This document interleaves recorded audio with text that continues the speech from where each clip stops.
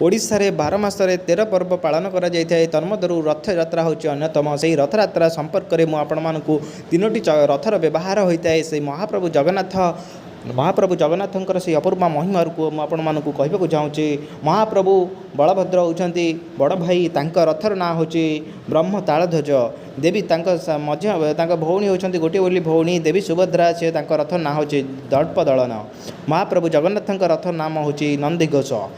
Balabhadra rather उच्चता हूँ 45 foot Subhadra rather उच्चता हूँ 44 foot 6 inch आउ सबुठार उच्चता अधिक हूँ महाप्रभु जगन्नाथ 45 फुट 6 इंच आउ बलभद्र रथर 14टी चक व्यवहार करा सुभद्रा रथर 12टी चक व्यवहार कराए जगन्नाथ रथर 16टी चक व्यवहार कराए।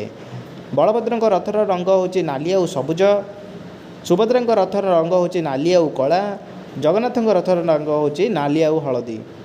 तो सारथी तांकर होचंती बलभद्र दारुज आउ सुभद्रा रथर अर्जुन जगन्नाथ रथर हूँ मालती।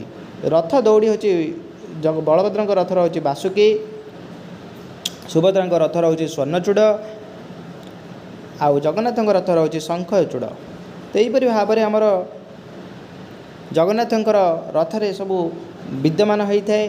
ध्वजप मूर्ति बलभद्र रथरे थाए लक्ष्मी नृसिंहकर सुभद्रा रथरे थाए जय दुर्गा आउ पंचमुखी हनुमान था से महाप्रभु जगन्नाथ रथरे।